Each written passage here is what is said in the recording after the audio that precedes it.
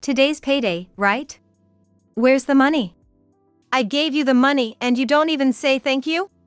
I feel like you haven't said it once in 18 years. Are you grateful? Respecting your parents is a given. Grateful? Why would I be? You should be thankful to us for giving birth to you and raising you. I see. Mom, you think it's only natural to take my money. What's with you today? A bit rebellious, aren't you? What's wrong? Something happens? You're acting strange. Asking if I'm grateful for getting money, that's weird. What's that about? You're the eldest daughter and we let you go to college. It's only natural for you to be dutiful. Do you think the air you breathe? I think it's strange. Why do I have to give almost all my salary? And why don't all three of you work? How rude. We do work.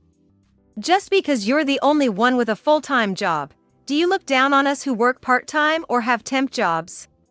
You're just being selfish, wanting to keep your money for luxuries. Aren't you the ungrateful one? If you don't like it, leave. I doubt Big Sis, who's always cooped up at home except for work, could live properly on her own. I've been giving my family money and supporting them for 18 years.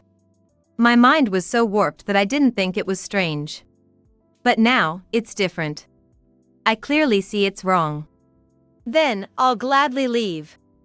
Just leaving will be enough to make my parents and sister regret it. A month later, sure enough, the frantic calls came. I'm Mirabelle.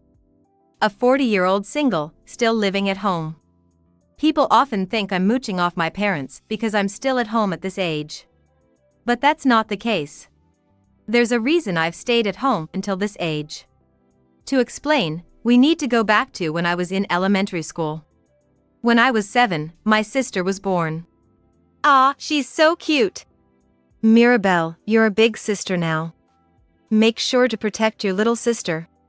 Got it. I'll be a responsible big sister. I have this memory of Dad and Mom, Sean and Sally, being overjoyed at the birth of their second child, Mary. Dad kept poking Mary's cheeks, making her cry, and getting scolded by Mom.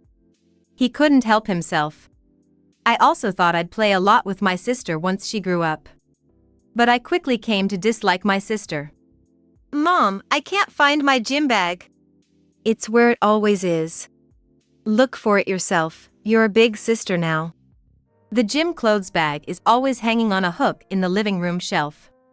I asked Mom about it because it wasn't on the hook, but she responded in a strong tone, as if I had lost it. Usually, when this happens, the bag turns up in a drawer.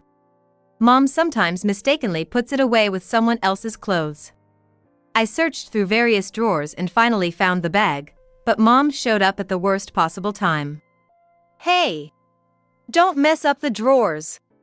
Sorry. You're a big sister now, don't make extra work for me. Even as a grade schooler, I knew this was unfair. But when scolded by a parent, most children feel at fault, even if they're not.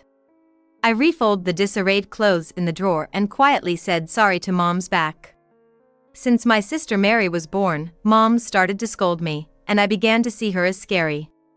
I also became afraid of Dad. Did you buy another toy for Mary? It doesn't matter how many she has. Lucky her, Dad. Buy me something too. Yeah, next time. You said that last time.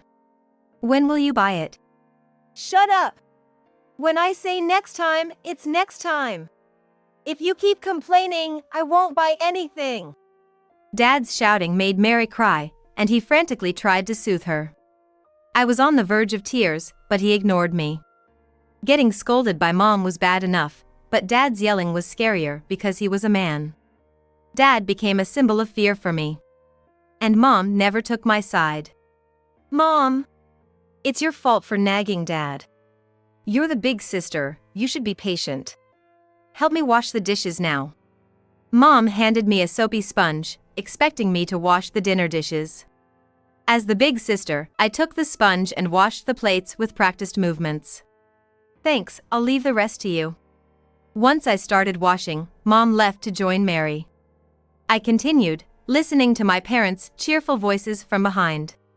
It's common for the elder child to feel neglected or be asked to help more when a younger sibling is born. Parenting is hard, and sometimes parents have no spare energy, so it's understandable to some extent. Usually, things naturally resolve as the children grow up. I convinced myself it was just while Mary was little and decided to endure it. But in our family, things didn't change even as my sister Mary grew up. In fact, the difference in how our parents treated me and Mary only got bigger. "Hey, Dad, I really wanted this dress." "What kind is it this time?" "If it's expensive, we can't buy it." "It's this one, on this page." "Looks pricey again." "But I really want it. Please buy it for me." All right. I'll talk to your mom, and we can go buy it together next time." "Yay! Thanks." Mary was happily waving the magazine around. I never got anything I wanted except for birthdays and Christmas. But if Mary just asked, our parents would have bought it for her. Once, I tried asking like her, but was immediately shut down with "you need to be patient," so I didn't bother asking again. As Mary grew older, through middle and high school, our parents' favoritism got worse. By the way, the washing machine stopped. "Can you hang the laundry?" Wanting to be seen as a good sister, I obediently went to hang the laundry. This continued, and I found myself always trying to please our parents. It made me so self-conscious that I couldn't relax even at home.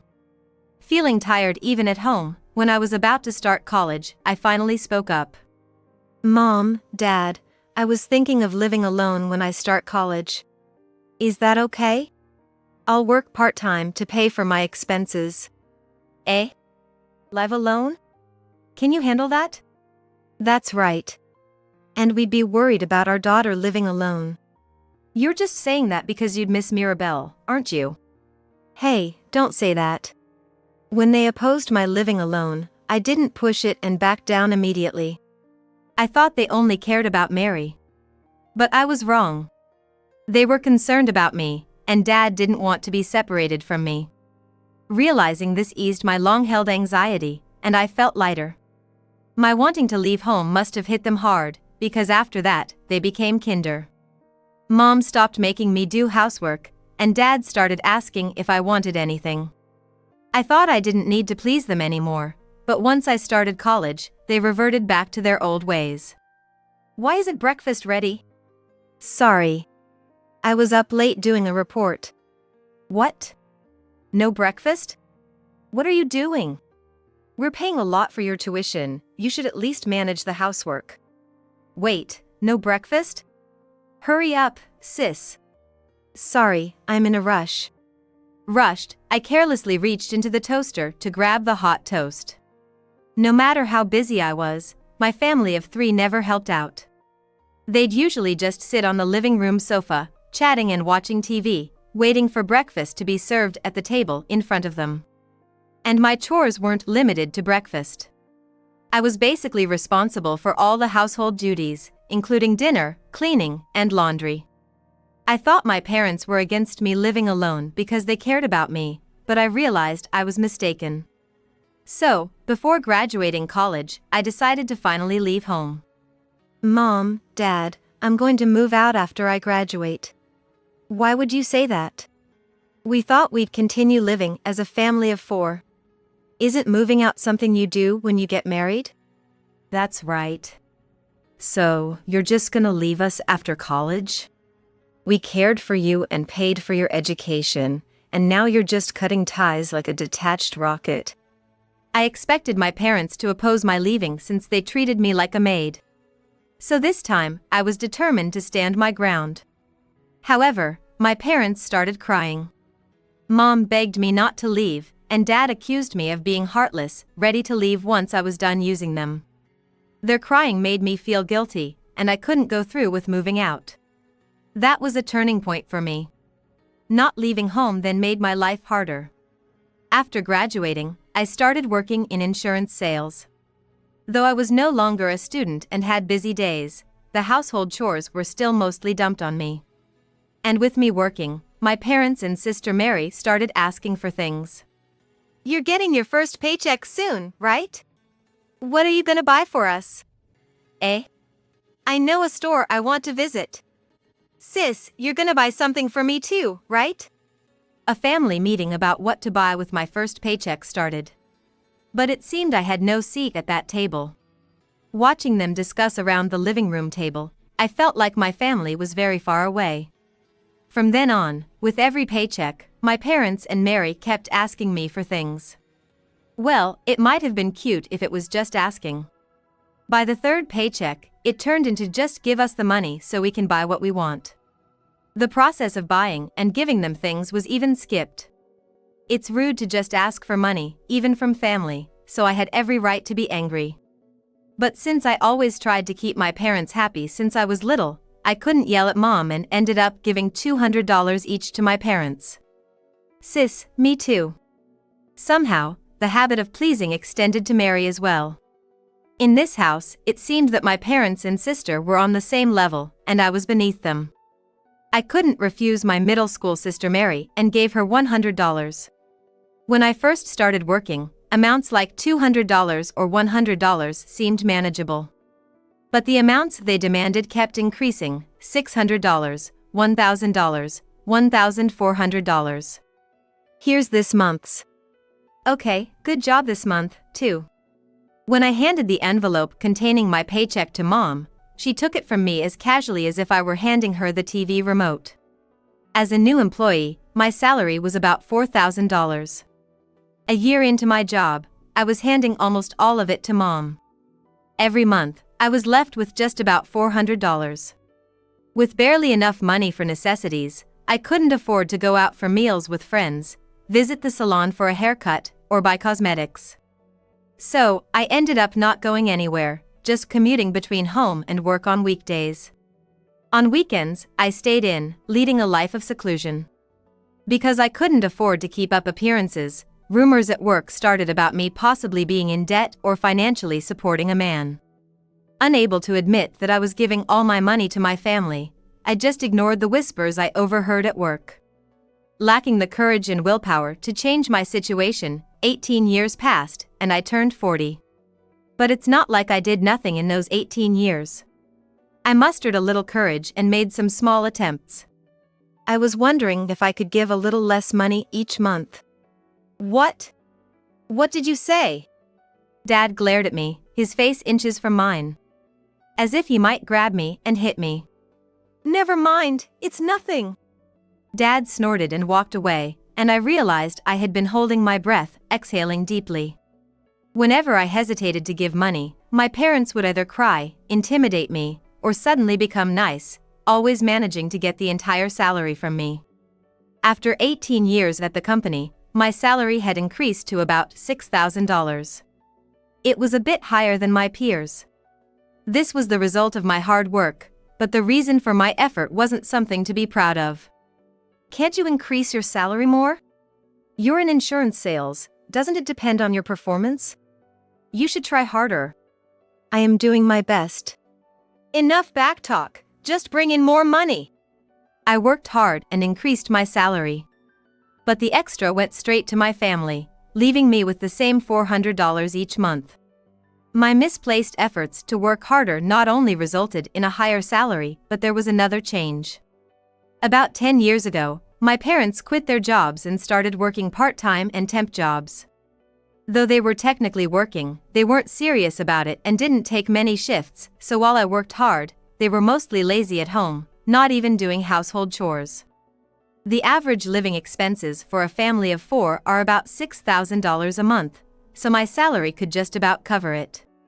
As a result, my parents used my income for living expenses and treated their own earnings like pocket money for students. I'm home.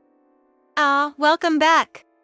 When I returned from work, my parents were lounging on the living room sofa, eating sweets. Their spending might not seem extravagant to others, but to me, who's left with only $400 a month, their casual enjoyment of convenience store sweets felt incredibly luxurious.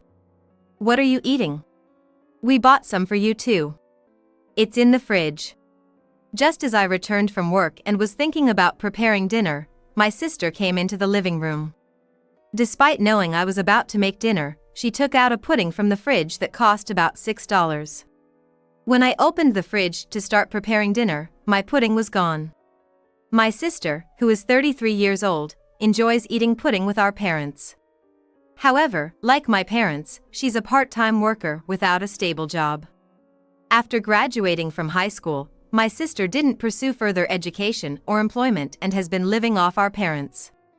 Since my parents are living off me, it's practically the same as my sister living off me as well. From an outsider's perspective, my life might seem abnormal, filled with frustration and discontent. But having always tried to keep my family happy since I was young, I lack the courage to break free from this environment. I had resigned myself to a life dedicated solely to my parents and sister. Then, one day, a significant turning point arrived.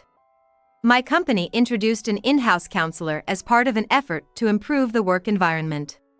However, it's always hard to use something new. So, the company ordered one person from each department to try a counseling session. When my boss asked for volunteers, everyone looked away. In the midst of a busy workday, no one wants to attend counseling if they don't have problems. Whenever there's something bothersome, everyone's gaze turns to me. Plain-looking and known for not refusing tasks, I'm always the sacrificial lamb. I'll go.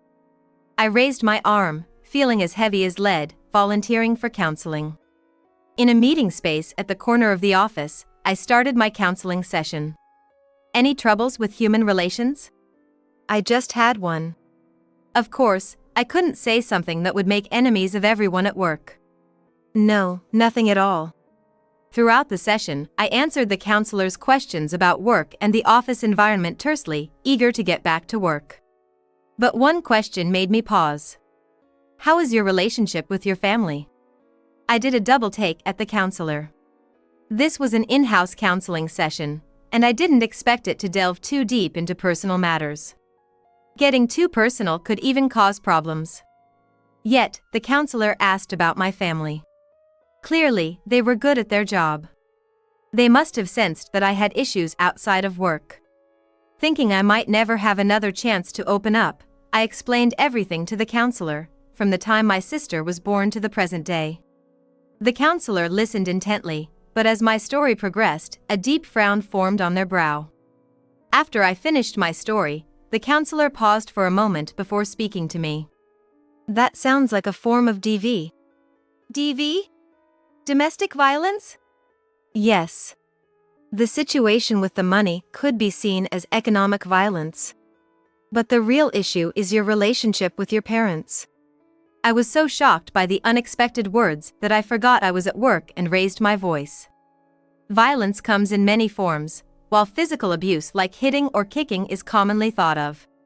There's also psychological abuse like emotional harassment or power harassment. In my case, it seems like economic violence involving money. Moreover, the problem seems to be the process that led me to give money to my parents. Instilled with fear and the desire not to be disliked by my family from a young age, I've been controlled by my family's actions. Occasionally, they would apologize and make me feel guilty or act kindly to make me feel needed, keeping me from leaving. This is a classic case of DV. A mix of reward and punishment, and I've been under mental control by my family, unable to break free. But surely this is a bit of an exaggeration? I'm giving them money, but it's not that bad, right? You seem unable to objectively judge your situation. At my response, the counselor started writing with a pen they hadn't moved until then. The sound of the pen scribbling made me anxious. What should I do? Don't rush. First, think about not how you want your family to see you, but how you want to be yourself. I frowned at the counselor's advice. I had never thought about what I wanted to be. I continued working that day with a sense of unease. The unease remained with me on the train ride home. Looking at my reflection in the train window, I saw my unkempt hair and tired face. My clothes were wrinkled.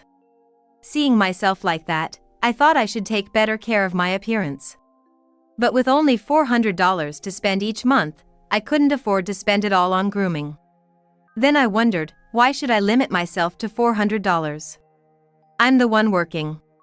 Why am I giving my family money? With each jolt of the train, the fog in my mind seemed to clear a bit more. To fully clear the fog, I decided to confirm something when I got home. Today's payday, right? Where's the money? As soon as I got home, Mom, without a greeting, demanded the money. She was almost expressionless, even though she was about to receive $6,000. The fog in my mind hadn't completely lifted, so I handed over the money as usual. But with the fog slightly cleared, I was able to observe Mom's reaction more calmly. Hey, can't you earn a bit more? You are working properly, right? I gave you the money and you don't even say thank you? I feel like you haven't said it once in 18 years. Are you grateful? Respecting your parents is just natural. Grateful? Of course not. You should be the one thankful for being born and raised by us. So, Mom, you think it's only natural to take my money? What's with you today? A bit rebellious, aren't you?